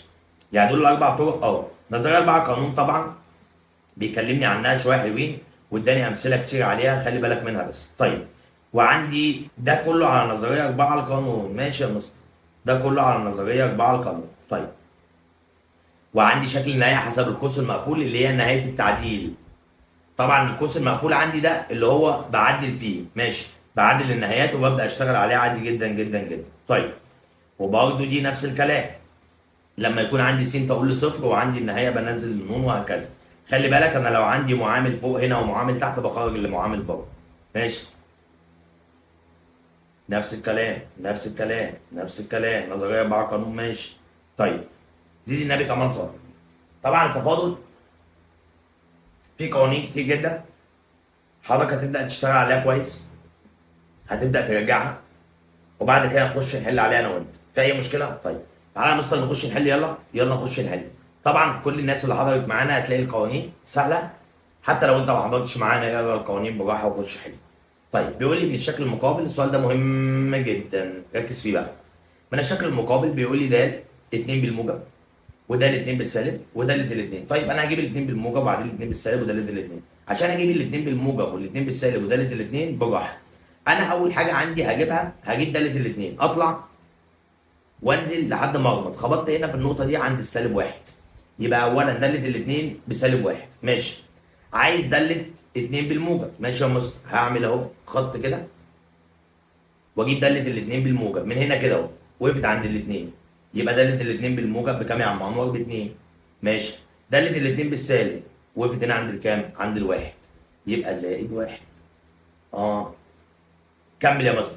جبت داله الاثنين بالموجب، جبت داله الاثنين بالسالب، وجبت داله الاثنين. بس هنا طالب مني طلب رخم قوي، بيقول لي اجمعهم كلهم مع بعض. الواحد هيجمع السالب 1 اتفضل عندي كام؟ 2. يبقى الاجابه رقم ب. اقسم بالله سؤال جبار، اقسم بالله سؤال جبار. تاني لما يجي يقولوا لي نهايه الاثنين مفيش اي مشكله عندي، هبدا اجيب له نهايه الاثنين طلعت معايا بكام؟ ب2. نهايه الاثنين بالسالب طلعت معايا بكام يا عم انور؟ طلعت معايا نهايه الاثنين بالسالب طلعت معايا بواحد. نهايه داله الاثنين بس من غير نهايه طلعت معايا بسالب 1. جيت اجمعهم مع بعض طلعوا معايا في الاخر ب2. ماشي يا مستر، تعال نشوف دي. ماشي. س تربيع زائد س على 1 زائد س تكعيب. س تقول لي سالب 1. ماشي، اعوض كده الاول براحه واحده واحده. جيت اعوض في الدقيقه بتاعتي طلعت 0 على 0. تعال نعوض كده. سالب 1 تربيع يعني ادي ب1 زائد 1 يبقى 0 على 0. ماشي. بص يا باشا، يبقى هنا اعمل حاجه اسمها تحليل. ماشي، اخد فوق س عامل مشترك، اتفضل س زائد 1. اولا المعامل الصفر بتاعي هنا يبقى س زائد 1. ماشي كده؟ طيب تحت فرق ما بين مكعبين، مجموع مكعبين، افتح قوس صغير وقوس ايه؟ كبير. وقوس صغير اخد جذر الس ادي س زائد 1. ربع الاول س تربيع، ربع الثاني 1 بالموجب، غير الشرط اللي في النص يبقى سالب كام؟ س. الله الله الله، مفيش اي مشكله. فكيتها النص. اعمل ايه؟ س زائد 1 مع س زائد 1 يتفضل فوق يا عم انور س على س تربيع ناقص س زائد 1. طيب في اي مشكله؟ طيب عوض على س بسالب 1 يبقى فوق سالب 1 وهنا سالب 1 تربيع اللي هي ب1 وس بسالب 1 في سالب يبقى موجب 1 زائد 1 يطلع معايا بسالب 1 على التلاتة اللي هي سالب تلت. اقسم بالله سؤال مهم جدا جدا جدا جدا جدا. في اي مشكله؟ طيب ماشي. الله، سؤال امتحان يا ولد. ايه ده يا ماستر؟ شقلب الباي على طول، هات لي المعامل الصفري بتاعها اللي هي باي على كام؟ على الاربعه. يا لهوي، ايوه المعامل الصفري اللي هي باي على الاربعه، مفيش اي مشكله عندي. اول ما اشوف دي على طول بقول له 4 على باي. ليه بقى؟ بشقلب دي، شقلب على طول من غير ما تعوض. الناس بتوع العلمي لسه هياخدوها، ولكن الناس بتوع الادبي اول ما تشوف الظاهر عوض. وممكن تشيل السين وحط مكانها باي على الاربعه وتحت باي على الاربعه وهتقسمهم على بعض، يبقى الموضوع سهل جدا وبسيط، بسيط جدا جدا جدا جدا جدا. طيب هعملها ازاي مثلا؟ اقول ظا باي على الاربعه على باي على الاربعه، يطلع معايا بواحد على باي على الاربعه، اللي هي لما اجي اعدلها تطلع معايا باربعه على باي، اللي هي على طول شقلب دي. ماشي. تعال نشوف اللي بعد. بيقول لي ايه؟ اذا كانت نهايه س تقول لي صفر. عسل قوي قوي قوي قوي قوي قوي. ركز معايا عشان السؤال ده مهم جدا. زائد ب ناقص 3 بيساوي 2 على س. ماشي. فإن أ على ب زيد النبي كمان سطر. مبدئيا ما دام الداله ليها وجود يبقى ممكن نعمل حاجه جميله قوي سهله جدا. ايه هي يا مستر؟ البسط بيساوي صفر. ادي جذر ا س زائد ب ناقص 3 بيساوي صفر. اودي بعكس الاشاره يبقى جذر ا س زائد ب بتساوي 3. اربع ده واربع ده يبقى ا س زائد ب بتساوي 9. طبعا الس تقول لي صفر، شيل س واحط صفر يبقى دي كلها بصفر، يبقى الب بتساوي كام؟ 9. يبقى اول حاجه طلعتها الب. زدت من النبي طلع افضل صوت السريع. دي طريقه صح؟ ممكن تشيل لي الجذر ده. ماشي يا مصر. اهو هقول مثلا ا س زائد ب اس نص ناقص 3 على س. ده انا ممكن امشيها نظريه 4 القانون. عسل. طب انا طلعت الب يا مستر. ايوه ما انا طلعت الب بكام؟ بتسعه. يبقى ا س زائد 9 الكل اس نص ناقص 9 اس نص. والله ايوه.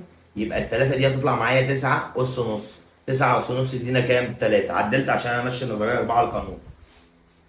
مفيش اي مشكله. على ايه تحت يا شباب؟ على س.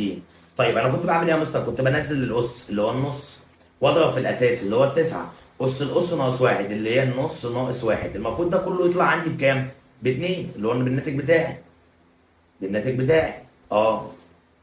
ماشي. طب دي هتطلع بكام؟ ركز معايا. ابوس ايدك ابوس ايدك ابوس ايدك ابوس ايدك. طيب بالراحه يا مستر عشان اعدل النقطه دي او اشتغل على النقطه دي بالراحه واحده واحده عشان تطلع معايا كويس. تعالى نطلع الناتج دي الاول. ماشي. الناتج دي عندي هيطلع بكام؟ ادي 9 نص ناقص 1. 9 اس سالب نص في نص تطلع معايا نص في 9 اس سالب نص اللي هي سدس. ماشي. ابوس ايدك ابوس ايدك تطلع معايا دي بسدس الجانب ده. طيب المفروض دي بتساوي 2 صح؟ اضرب السدس في كام عشان يطلع ب 2؟ اضرب السدس في كام عشان يطلع ب 2؟ اضربه في 12. طيب على 6 فالواحد على 6 فيها. ركز يلا. 6 فيها كام؟ الاثنين. يبقى 2 بتساوي 2. يبقى الالف ممكن يكون عندي بيساوي كام يا شباب؟ 2. يبقى الالف عندي بيساوي كام؟ 2. لا يبقى الالف عندي بيساوي 12. في اي مشكله؟ صعب الموضوع؟ طيب زيد النبي كمان صلى. يبقى الالف هنا عندي بيساوي كام؟ 12. انت عملت ايه يا مستر؟ انا قلت لك السدس عندي اللي هو حاصل ضرب دي مفيش في اي مشكله، سهل جدا وبتاع ومفيش في اي مشكله. انا عايز اعوضها يا مستر. حاضر يا مستر بالراحه ومفيش واحده واحده. اللي قدام السين عندي هنا يبقى مضروبه بره في 12. تاني الحته البسيطه دي مش انا عندي دي كده طلعت ايه؟ سدس. يبقى مضروبه بره في كام؟ في الف. اودي السدس بعكس الاشاره يبقى الالف بيساوي 2 في 6 هيطلع معايا بكام؟ ب 12. دي طريقه ثانيه برضه. يبقى كان قال لي ا على ب بتساوي 12 على 9 مش موجود عندي. هقسم على الثلاثه فيها الاربعه على الثلاثه بقت 3 هيطلع عندي ب 4 على 3. ايوه ما تصدمش. طيب تعالى نشوف ده بيقول لي ايه. وجد ده اجيب عن الاسئله الاتيه. ماشي. نهايه س. ماشي. وس تربيع. الله الله الله الله الله الله. سهله جدا وخلي بالك منها عشان السؤال ده جميل قوي قوي قوي قوي قوي قوي. بص معايا يا باشا. اولا هعوض. شيل كل واحد بحط بدلها سالب 2 هتطلع معايا 3 في سالب 2 تكعيب في سالب 2 زائد 5 في سالب 2 تربيع ب4 زائد 4 على سالب 2 زائد 2 تطلع معايا بصفر على صفر. جميل. بالراحه مستر، بالراحه واحده واحده عشان الدنيا تمشي معايا مظبوط كده. بص معايا بقى وصلي على النبي عشان السؤال ده مهم جدا جدا جدا جدا جدا جدا جدا جدا جدا. طيب المعامل الصفر هنا كام؟ س زائد 2. طيب ممكن اقدر اعملها ازاي؟ زيد النبي كمان صلاه بالراحه واحده واحده عشان السؤال ده مهم جدا ومحترم ويحترم. انا هعمل ايه يا مستر؟ انا هعمل حاجه بسيطه قوي. ايه هي يا مستر؟ بالراحه واحده واحده. هعمل اسم مطول. ماشي تعالى نعمل اسم المطول. بص معايا الاسم المطول. ادي معامل س تكعيب، معامل س تكبير، معامل س الحد ليه المطلق. ماشي يا مستر يلا بينا يلا بينا. هنا س تقول لي سالب 2 ماشي، معامل س تربيع تكعيب قصدي 3، وعندي هنا معامل س ب5، وعندي صفر، وعندي ده بكام؟ ب4. ماشي يا مستر. باجي اعمل علامه فيه كده اشاره الكسر، نزل الثلاثه ادي الثلاثه، 3 في سالب 2 بسالب 6، سالب 6 و5 سالب 1، سالب 1 في سالب 2 ب2، 2 وصفر 2، 2 في سالب 2 بسالب 4 يطلع معايا بصفر. مفيش اي مشكله. سهله؟ سهله يا مستر. يبقى دي اصبحت عندي معامل س تربيع، دي معامل س ده الحد الايه؟ المطلق. طيب يلا يا باشا يلا يا باشا. يبقى س زائد 2 فوق هعمل قوس صغير وقوس كبير، قوس صغير اللي هو س زائد 2 اللي هو المعامل الصفر، القوس الكبير اللي هو يلا دي يبقى 3 س تربيع ناقص س زائد 2. ماشي يا مستر. يبقى 3 س تربيع ناقص س زائد 2. دي هطير مع دي يلا يا باشا طير، ادي دي مع دي مفيش اي مشكله. اتفضل عندي 3 س تربيع ناقص س زائد 2. عوض يلا. عن س بسالب 2، سالب 2 تربيع ب4 يبقى 3 في 4، وعندك سالب 2 في سالب بموجب 2 زائد 2، 3 في 4 بكام يا مستر؟ ب 12 زائد عندك 4 يطلع معايا بكام؟ ب 16. يا لهوي سؤال مهم جدا جدا، سؤال مهم جدا جدا جدا، خلي بالك منه عشان السؤال ده مفتري. ماشي يا مستر.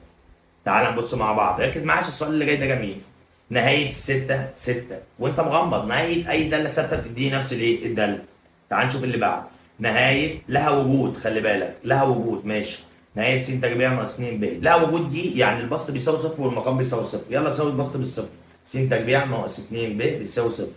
شيل س وعوض مكانها س ب 2 يبقى 2 تربيع بكام؟ ب 4 ناقص 2 ب بيساوي صفر. ودي الأربعة بعكس الإشارة يعني سالب 2 ب بتساوي سالب 4، هقسم على السالب 2 على السالب 2 يبقى ب بتساوي سالب 4 على سالب 2 يدينا كام؟ 2. جميلة ها؟ ماشي. يلا بينا يا شباب نخش على السؤال اللي بعده. بيقول لي نهاية دالة س بتساوي نهاية دالة س بس عند سالب 1 بالموجب زائد نهاية دالة س عند 4 بالسالب. طيب زيد النبي كمان صلاة. تعالى نجيبها كده مع بعض براحة واحدة واحدة. دي بتساوي دي ماشي زائد دي مفيش أي مشكلة. يلا بينا. عايز أول حاجة نهاية دالة س ماشي عند س بالصفر ماشي، أطلع وأنزل عند الصفر طلع بواحد، يبقى نهاية دالة السين عند السين بصفر بواحد مفيش أي مشكلة. بتساوي عند السالب 1 بالموجب، أدي السالب 1 بالموجب أهو، عملت خط ماشي مفيش أي مشكلة يا مستر. طلعت عندي عند الكام يا شباب؟ السالب 1 بالموجب بتجيب من ناحية اليمين، نزلت طلعت معايا تحت خالص بسالب 2 ماشي. وعايز أجيب 4 بالسالب مفيش أي مشكلة، أدي 4 بالسالب. تعالى نجيبها الأول يلا بينا. عند الأربعة أهو بالسالب يعني بالشمال، طلعت عندي بكام؟ بألف. طيب أعمل إيه؟ أودي بعكس الإشارة، يبقى الألف يساوي سالب 2 وربع موجب 2 بتساوي كام؟ 3، يبقى الألف عندي بتساوي 3. يبقى نهاية د س عندما س تقول لصفر بتساوي نهاية د س عندما س تقول لسالب 1 بالموجب وهكذا. ماشي. تعال نشوف السؤال اللي بعده واحدة واحدة. إذا كانت د تحقق س د س زائد 1 بتساوي د س زائد س تربيع. خلي بالك من السؤال ده عشان السؤال ده مهم جدا. طيب هضرب السين هنا واضرب السين هنا يلا يا باشا، يبقى س د س زائد 1 في س بس بتساوي د س زائد س تربيع. ماشي. هعمل ايه يا مستر؟ ممكن اودي ايه؟ ممكن اودي د س بعكس الاشاره واجيب س بعكس الاشاره، يبقى س د س د س هتروح بسالب د س، فاكر ان دول مضروبين في بعض بيساوي عندك س تربيع تنزل زي ما هي وموجب س هيروح بسالب س مفيش اي مشكله. ممكن اخد من هنا د س عامل مشترك ادي د س عامل مشترك اتفضل عندي في القوس الاولاني س، والقوس التاني اتشال طبعا يبقى واحد، بتساوي اخد من هنا س عامل مشترك اتفضل عندي س ناقص واحد، س ناقص واحد هتجمع س ناقص واحد يبقى د س بتساوي س، مفيش اي مشكله. صعبه؟ طيب د س بتساوي س، هي عندما س تقول له واحد هشيل س واحط مكانها واحد يبقى د س بتساوي واحد. في اي مشكله يا شباب؟ السؤال ده مهم جدا جدا جدا جدا، خلي بالك منه. تعال نشوف اللي بعده، بيقول لي جذر س ناقص 2 على 5 س تربيع ناقص 23 س زائد 12. عوضت طلعت معايا بصفر على صفر، ماشي، ده كميه غير معينه، هضرب في المرافق المصدر، مفيش اي مشكله. على فكره المثال ده سهل جدا جدا، خلي بالك منه عشان براحه واحده واحده، عشان لو جالك في الامتحان ما تبقاش انت دايخ كده وبراحه واحده واحده. زدت من النبي كمان صلاه.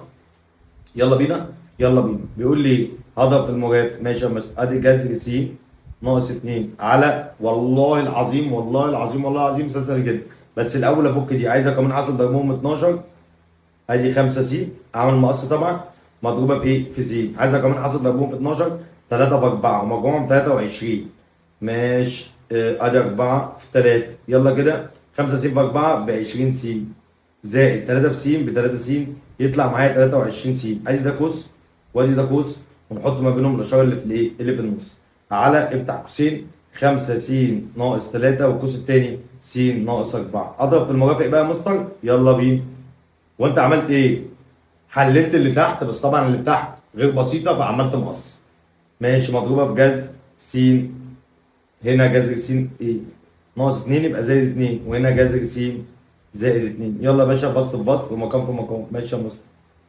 جذر في الجذر جذر دي يبقى س ناقص 2 في موجب 2 يبقى سالب 4 على الاولاني، ركز معايا 5 س ناقص 3 س ناقص 4 مضروبه في جذر س زائد 2، بس يا عم ايه اللي بس؟ طير اللي فوق مع اللي تحت، اتفضل فوق واحد على 5 س ناقص 3 في جذر س زائد 2، مفيش اي مشكله يا مستر، يعني واحد على 5 س، يا س تقول لي كام؟ الاربعه، مفيش اي مشكله، شيل س وحط مكانه الاربعه، 5 في 4 ب 20 ناقص 3، 20 ناقص 3 يدينا 17 مضروبه في جذر س، س ب 4 يبقى جذر الاربعه 2، 2 زائد 2 في كام؟ في 4، يبقى 1 على 17 في 4، 4 في 7 مش 28، 8 مع 2 4 في 4 يبقى 68، يبقى 1 على 68. صعبة؟ لا والله يا مستر سهلة جدا، ماشي يا عم.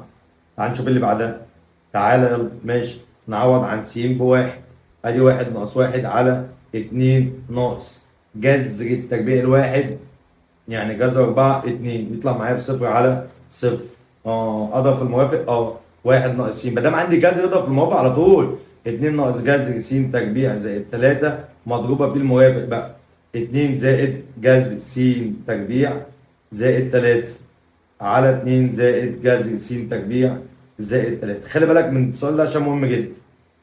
ماشي يا عم قمر، بالراحه، سيب البسط زي ما هو يا عم، ادي 1 ناقص س مضروبه في 2 زائد جذر س تربيع زائد 3، مفيش أي مشكلة، على 2 في 2 ب 4 سالب في الموجب بسالب، وجذر في الجذر جذر س تربيع ناقص 3، ليه؟ عشان السالب بتغير الإشارات، مفيش أي مشكلة يا مستر. بص معايا، أدي الواحد 4 ناقص 3 بواحد، الواحد هيتجمع الواحد، وس من فوق مع س من تحت تفضل تحت سالب س، يبقى 2 زائد جذر س تربيع زائد 3 على سالب س، يلا يا باشا عوض، س تقول له 1 ماشي، يبقى 2 زائد، شيل دي 1 1 1 تربيع يبقى 4، جذر الأربعة كام؟ 2 على سالب 1 يبقى 4 على سالب 1 اللي هو سالب 4. يا جماله، ماشي، يلا يا مستر، قانون عام يالا، يا لهوي، فك يالا، طب عوض الأول تقعد معاها بصفر على صفر، قانون عام يالا، يعني ايه يا مستر؟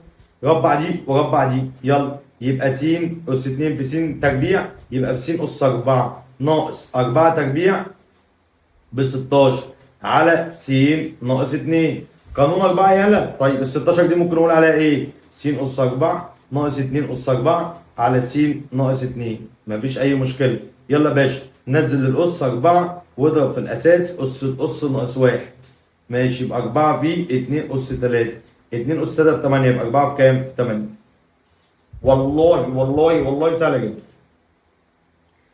في اي مشكله؟ طيب في اي مشكله؟ طيب ب 32. يلا تعال نشوف اللي بعدها. 1 زائد س عوض ماشي شيل س وحط صفر. ادي 1 زائد صفر على 4 في صفر بصفر ناقص 1. يبقى 1 على سالب 1 اللي هو بسالب 1. حضرتك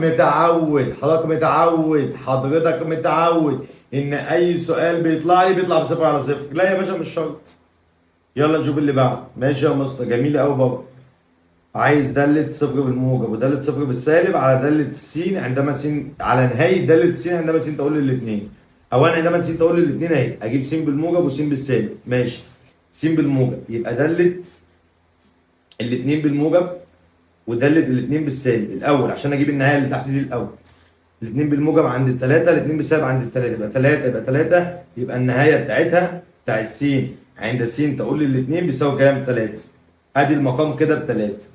طيب عايز دالة صفر بالموجب. ماشي يا مستر امسح واعمل دالة الصفر بالموجب. ماشي يا عم ادي عند دالة الصفر معمول خط بالموجب بواحد زائد دالة الصفر بالسالب. ماشي دالة الصفر بالسالب ركز معايا الصفر بالسالب اجيبها كده طلعت بتساوي كام يا مستر؟ 3.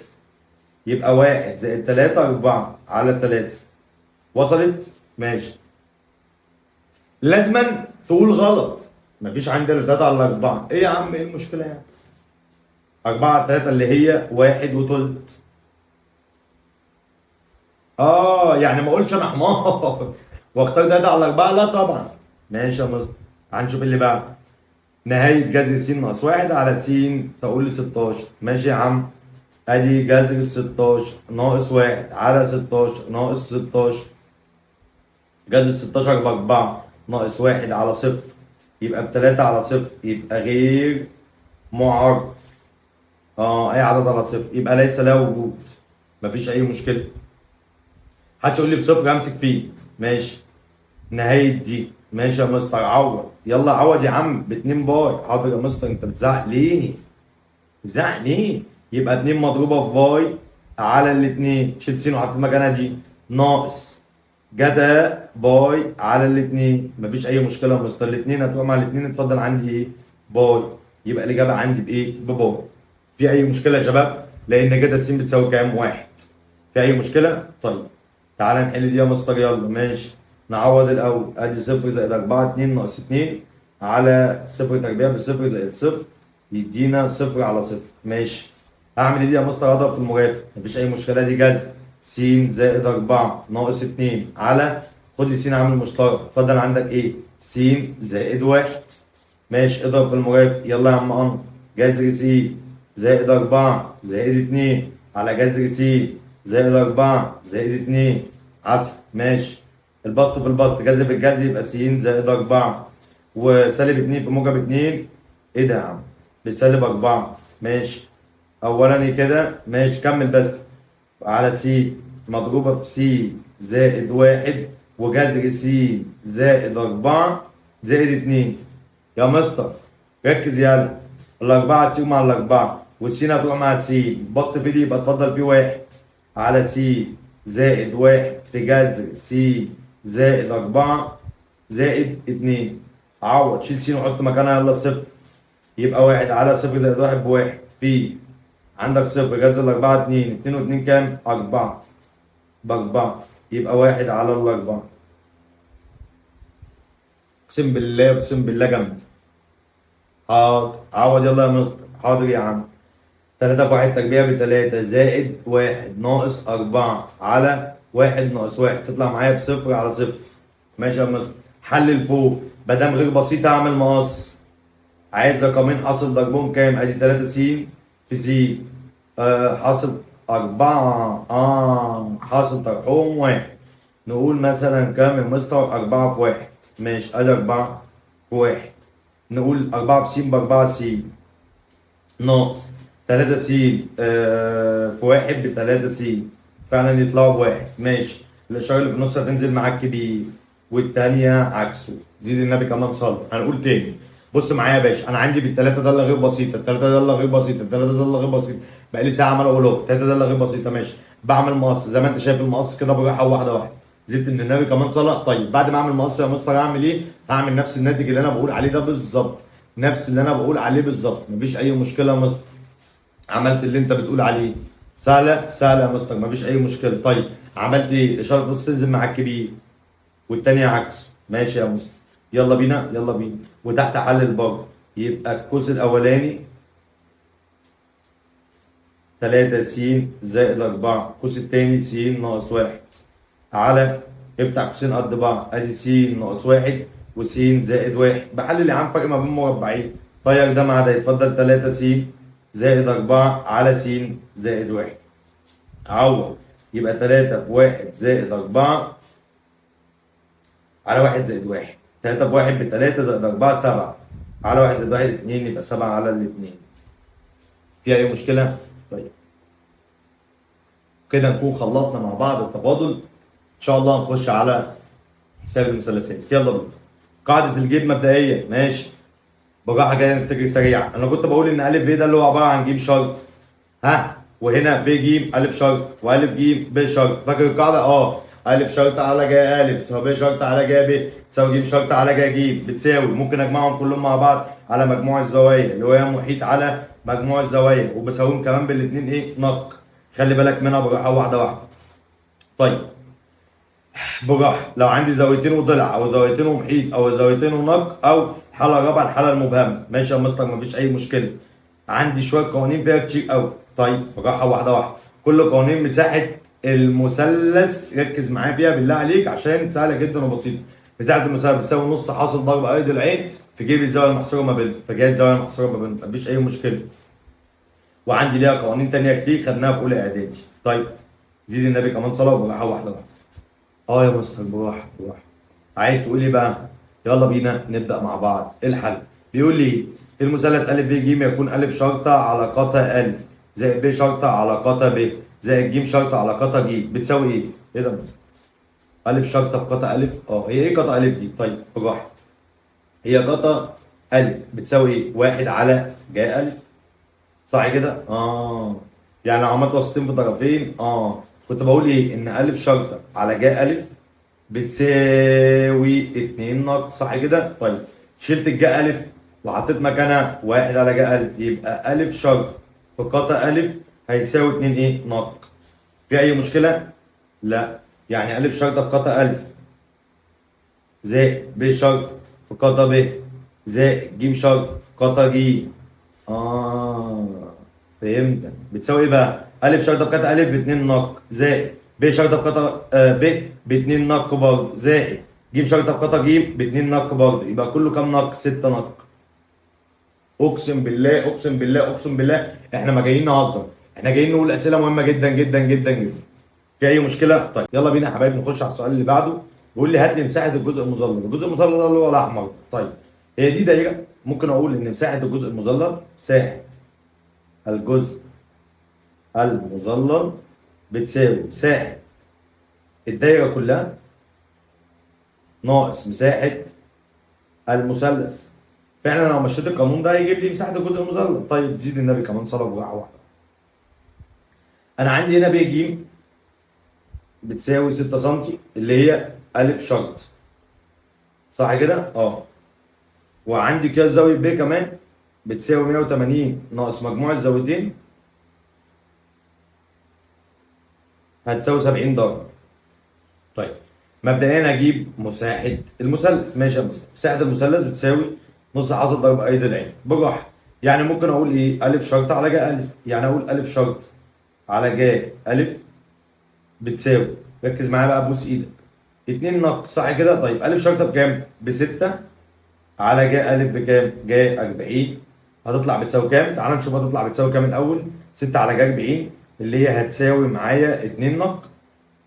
ماشي. ونطلع النق الاول مفيش اي مشكله. 6 على ج 40 بتساوي 2 نق، يبقى النق طلعت معايا وبعدين اقسم على الاثنين يبقى النق طلعت معايا بكام يا عم انور؟ ب 4 علامه 6 6 7. ماشي دي نق. طيب انا عايز اجيب ايه بقى؟ ممكن اجيب مثلا ب شرط، ماشي. هقول الف شرط على جا الف بتساوي ب شرطه على جا ب. طيب الف شرطه بكام يا مستر؟ ادي الف شرطه ب 6 سم على جا 40 بتساوي ب شرطه على جا ب بكام؟ جا 70. يبقى ب شرطه بتساوي 6 في جا 70 على جا 40، صح كده؟ طلعت معايا ب شرطه بكام؟ ب 8.77 من 100.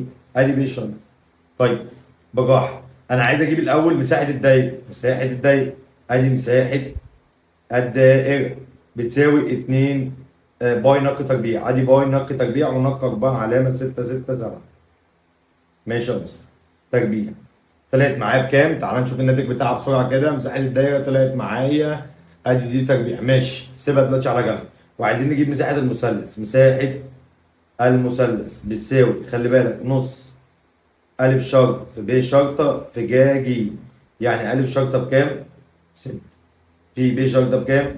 8.77 في جا ج بجا 70.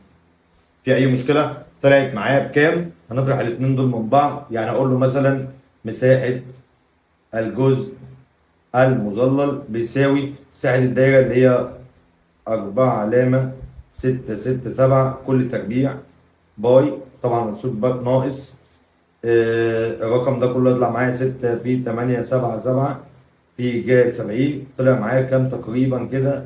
تعال نشوف الناتج بتاعها بسرعة. الناتج بتاعها طلع معايا بحوالي 43.7 سنتيمتر مربع. في أي مشكلة يا ولادي؟ طيب تعال نشوف اللي بعده. بيقول لي جا ألف على 3 بيساوي 2 جا ب على 5 بيساوي جا ج على الأربعة. ماشي. هضرب كل اللي تحت في 2 يا ولاد. ليه يا مستر؟ تعالى بس معايا بجوح. هضرب دي في 2، هضرب دي في 2، هضرب دي في 2 عشان الاتنين دي هتروح مع الاتنين دي. يبقى جا ألف على 6 بتساوي جا ب على 5 بتساوي جا ج على 2 في 4 ب 8. يعني ألف شرطة إلى ب شرطة إلى ج شرطة بتساوي 6 إلى 5 إلى 8. موجودة؟ اه موجود. الإجابة رقم 1. طيب طول نص قطر الدايرة اللي هو نق برؤوس المثلث متساوي الأضلاع. طول ضلعه مثلث متساوي الأضلاع كل زوايا بكام يا مستر؟ ب 60 درجة. ماشي. وطول ضلعه جذر 3 جذر 3 جذر 3. طيب هو أصلا أي طول ضلع اللي هو جذر 3 على جذر الزاوية بتاعته اللي هو 60 بيساوي 2 إيه؟ نق. بيساوي 2 إيه؟ نق. يبقى جذر 3 على جذر 60 دي ب 2. ماشي بتساوي 2 نق. يعني هقسم على الاثنين على الاثنين يبقى نق بتساوي 1. هو عايز ايه بقى؟ طول نص قطر الدايره يبقى نق بتساوي 1. مفيش اي مشكله خالص. ماشي. تعال نشوف اللي بعده. مديني في المثلث ا ب ج اذا كان ا شرطه ب 10 كزاويه ب وكزاويه ج. هات لي الزاويه الثالثه الاول. ج بتساوي 180 ناقص مجموع الزاويتين 30 زائد 45 يعني 75 يبقى 105. دي ج. ماشي. وعايز ايه؟ والف شرطه مديالي. ماشي. اقول له الف شرط على جاي الف بتساوي، وعايز المساحه كمان، ماشي، ب شرط على جاي ب بتساوي ج شرط على جاي ج. يلا عوض. الف شرطه ب 10 على جاي الف اللي هي جاي 30 بتساوي ب شرطه مش موجود على جاي ب. جاي ب بكام؟ بجاي 45 بتساوي ج شرطه على جاي 105. عايز ايه بقى انت يا مستر؟ عايز ب شرط. حاضر يا مستر. ب الشرطه بتساوي كام يا شباب؟ اضرب وسطين في طرفين يعني 10 في جاي 45 على جاي 30 بتساوي، وعايز ج شرط. ماشي يا مستر. هو مش مهم اجيب ج شرطه بس انا هجيبها برضه. لا هو عايزها.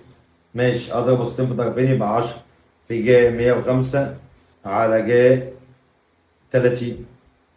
تعالى نشوف ب شرط طلعت بكام وج شرط طلعت بكام وبعدين نتكلم. يلا بينا. ثانية واحدة يا شباب. ثانية واحدة يا شباب. ماشي. ب شرطة طلعت ب 14 و14 من 100 ودي طلعت ب 19 و31 من 100. مفيش أي مشكلة. عايز مساحة المثلث أ ب ج بتساوي أ شرط نص أ شرط في ب شرطة في ج ج مثلا. يلا يا باشا. نص في أ شرطة ب 10 في ب شرطة ب 14 و14 في جا ج اللي هي جا 105. نضرب ده كله في الخلاط على الآلة الحاسبة يطلع تقريبا بكام مساحة المثلث عندي؟ طلع تقريبا 68 و29%. طيب قاعدة ثابتة يا شباب بطبق، الموضوع ما فيش أسهل منه والله، قاعدة ثابتة بطبق الموضوع ما فيش أسهل منه. طيب تعال نشوف اللي بعد. في المثلث س ص ع إذا كان 2 س شرطة على ج س بتساوي 8. 2 س شرطة على ج س بتساوي 8. عايز إيه؟ مساحة الدايرة؟ ماشي. هضرب ده مثلا في نص. ماشي. ضربت هنا في نص وضربت هنا في نص، هضرب كله في نص. هضرب دي في نص يبقى س شرطة على ج س بتساوي 4. عايز مساحة الدايرة، مساحة الدايرة اللي هي باي نق تربيع. طيب ما هو ده كله الأربعة دي بتساوي 2 نق، يعني النق بتساوي 2 صح كده؟ يبقى مساحة الدايرة بتساوي نق تربيع يعني 2 تربيع باي يعني 4 باي. موجودة؟ موجودة. جدع يا مستر. تسلم لي يا حبيب قلبي. ماشي. في المثلث أ ب ج إذا كان أ شرطة بكذا وكذا زاوية ب. ماشي. بيقول لي قياس زاوية ب بتساوي 2 قياس زاوية أ بتساوي 80 درجة. عايز ج شرط. طب براحتك.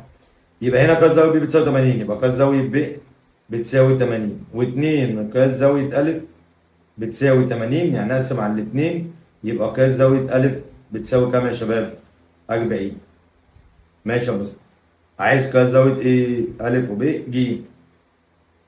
180 ناقص مجموع الزاويتين 80 زائد 40 يطلع معايا ب 60. عايز ج شرطة. ماشي.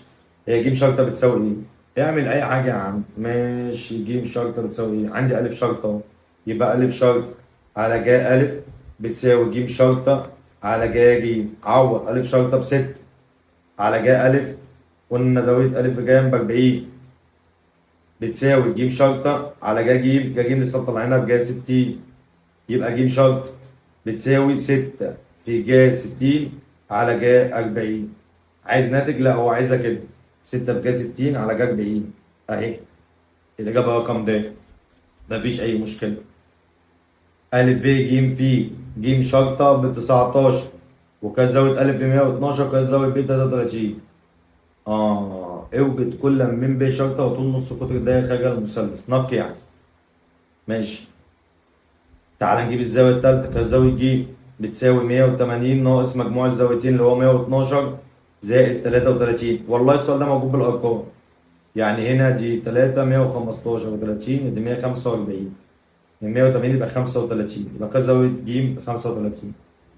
عايز ب شرطة. ماشي. أقول ج شرط على ج ج بتساوي ب شرطة على ج ب بتساوي المرة 2 نق. ج شرطة ب 19 على ج ج اللي هي ج 35 بتساوي ب شرطة مش موجود على ج ب اللي هي ج 33 بتساوي 2 نق. ساوي ده بده وساوي ده بده. يلا بينا. يلا بينا. يبقى ب شرط بتساوي اضرب وسطين في طرفين 19 في ج 33 على ج 35 و2 نق هتساوي ايه يا مستر؟ 2 نق هتساوي 19 على ج 35 واقسم بالمرة على الاتنين. مفيش أي مشكلة. يعني ممكن أقول له ماشي تعال نطلع النواتج بسرعة كده. الناتج الأولاني طلع بكام؟ بالراحة مستري. ب شرطة طلعت ب 18 و4 من 100 والنق طلعت ب 16 ونص.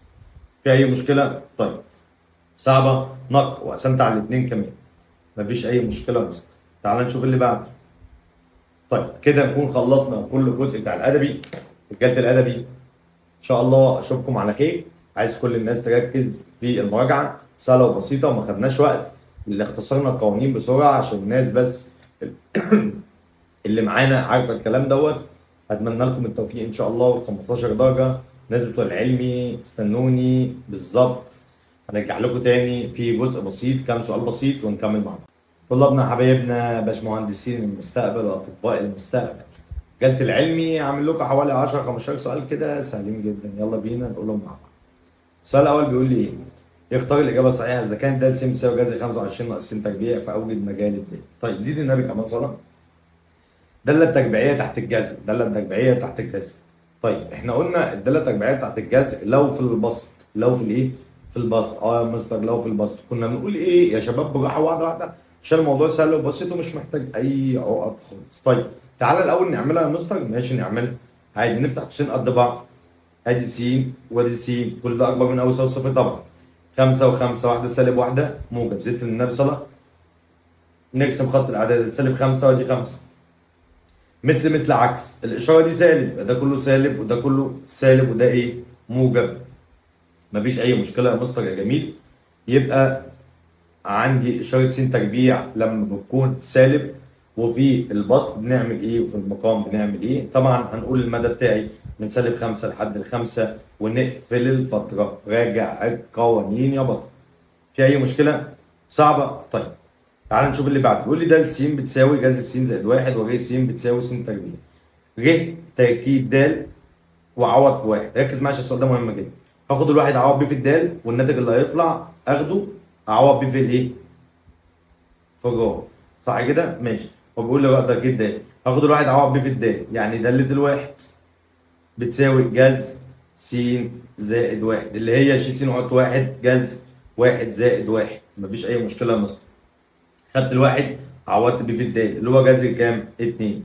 في مشكله؟ طيب الناتج اللي طلع اخده اعوض بيه في الثانيه اللي هو جار، يعني جذر 2 ماشي. هي س تربيع زائد 2، شيل س وحط مكانها جذر 2 بكل تربيع زائد 2 بتساوي ايه يا مستر؟ جذر بجذر جذر هتيجي يبقى 2 زائد 2 بيدينا كام يا شباب؟ 4. يبقى الاجابه عندي بكام؟ ب4. صعبه؟ طيب هنحل عليها كتير قوي. تاني بيقولوا كل الدوال المعروفه بالقواعد الاتيه ليست احاديه ما عدا في واحده احاديه. الاولانيه زوجيه، الثانيه زوجيه، والرابعه زوجيه. يبقى دي الوحيده الايه؟ الاحاديه. في اي مشكله يا شباب؟ طيب تعال نشوف اللي بعده. بيقول لي اذا كان د س بتساوي كذا، عايز اول حاجه الف د تركيب راء في 3. اخد التلاته اعوض بقى في الراء ماشي. دالة الراء اللي هي بتساوي 3 س، شيل س نقعد 3 اللي هي 3 في 3 بيساوي 9. ماشي يا مصر. هاخد التسعه اللي طلعت دي اعوض بقى في الايه؟ في الدال ماشي.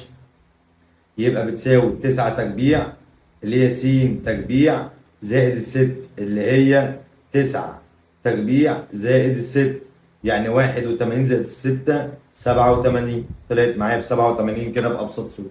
حدد القيم الذي تجعل د راء في س بتساوي 32. ماشي. ما دام قال لي س يبقى هاخد الراء كلها اعوض بقى في الدال. ماشي. شيل الراء دي كده وحطها مكان الدال. يلا بينا يا باشا. ماشي يا مستر بالراحه واحده واحده. اللي هي س تربيع زائد الستة، اشيل السين واحط مكانها 3 س الكل تربيع زائد الستة. كل ده المفروض بيساوي عندك كام يا عم انور؟ 42. 3 تربيع ب9 وس تربيع بس تربيع زائد الستة بتساوي 42. اقسم بالله بالارقام في المذكره. وادي دي بعكس الاشاره سالب 6. يبقى 9 س تربيع بتساوي 36. هقسم على التسعة على التسعة يبقى س تربيع بتساوي 4. اخد الجذر التربيعي يبقى س بتساوي موجب او سالب 2. ماشي. كمل. يلا بينا.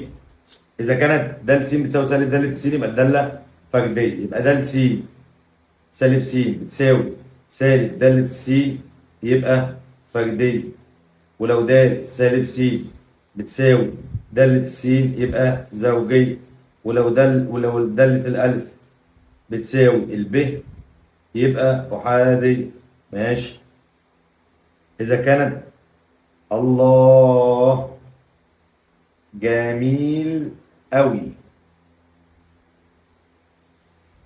ماشي. إذا كان د س بتساوي س زائد 2، راء س بتساوي س ناقص ك 3 س ناقص 1، وراء تركيب د بصفر ودال تركيب راء بواحد. طيب زيد النبي كمان. اعمل دي الاول. ماشي. اخد الصفر اعوض بيه في الدال وبعدين الراء. لما اخد الصفر اعوض بيه في الدال يبقى س زائد 2 بيساوي اشيل صفر زائد 2 بكام؟ ب 2. اخد الاثنين اعوض بيها في الراء، يعني شيل الراء واحط مكانها الاثنين، يعني س ناقص ك على 3 س ناقص 1 بتساوي ايه يا عم الحاج؟ بص معايا كده. دي الاولانيه ماشي اللي هي 2 ناقص ك على 3 في 2 ب6 ناقص 1 اللي هي بكام يا شباب؟ ب5.